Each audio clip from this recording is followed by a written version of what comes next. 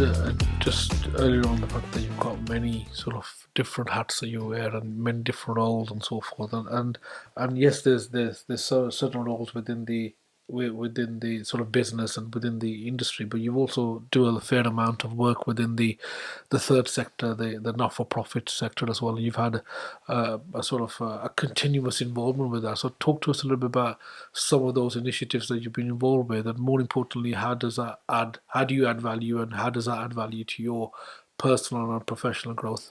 Quite a lot of the third sector work that we do tends to be in the hospitality industry at the moment. That, as you know, that's where we're most well known. We've been supporters of the Springboard charity for many years, and until very recently we've been doing a lot of work on their ambassador program, which basically is kind of a mentoring program that helps people who are thinking about the industry or people who are new to the industry to get a little bit of support in their roles.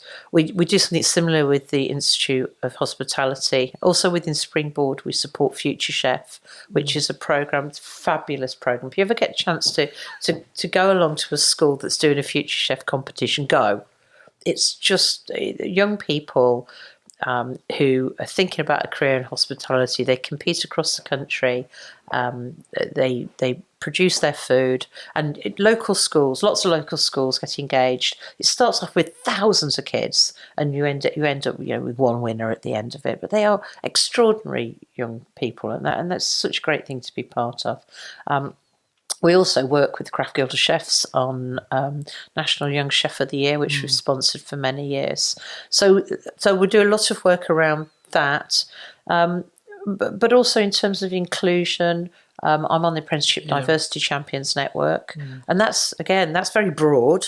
Because diversity means a lot of things to a lot of people, and it's something different to everyone. Within that network, for a few years ago, we thought, this is kind of, it's not very focused, it's not very targeted, so that we split down into working groups. And I mean, you'll know lots of people who work. Lucy Hunt, for example, our dear friend at the NHS, she's part of that network too.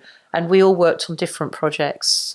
So I was very interested in inclusion for people with learning differences, and out of that. It made us go and look for opportunities within funding and grants that might be available to support that. We became part of a Department for Education pilot to enable more people who have difficulties with English and maths to participate in apprenticeships. So fundamentally, the principle of an apprenticeship is competence proven over time. Right, that's a bit of an old-fashioned explanation. But if we think of an apprenticeship as competence, it's all about competence. There are lots of apprenticeships out there that don't necessarily need you to have a particularly high level of English or maths or both in order to become occupationally competent. Now, there's a rule within the apprenticeship funding that allows exemptions for people who have got a particular diagnosis. And can prove it. But of course, lots of people go through the entirety of their school life. Unless you've really pushed it out there, a lot of people go to completely undiagnosed, and especially individuals over a certain age. I think back to some of the kids that I was at school with, and they were labelled as naughty.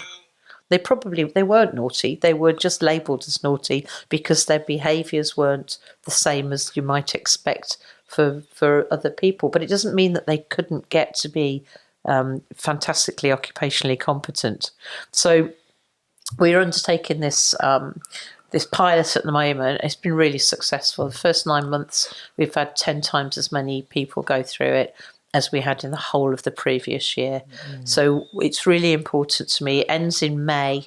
It's really important that we make sure that the news about that is out there, so that we can ensure that other people in the future, across all types of training providers, not just us. This isn't just about HIT. This is about all training providers of apprenticeships being able to facilitate those opportunities for people who otherwise might be labelled failures for the rest of their days just because their English and maths isn't fantastic. Okay, so just to recap, it's a pilot funded by the Department for Education, specifically aimed at functional skills and allowing people to do an apprenticeship without necessarily. It's applying the existing rules in a more flexible way that allows my special education needs coordinator to assess somebody as whether they can access those arrangements, rather than them having to have had a statement or diagnosis through the traditional school system. Canny Conversation Podcast Series 5 by Safaraz Ali.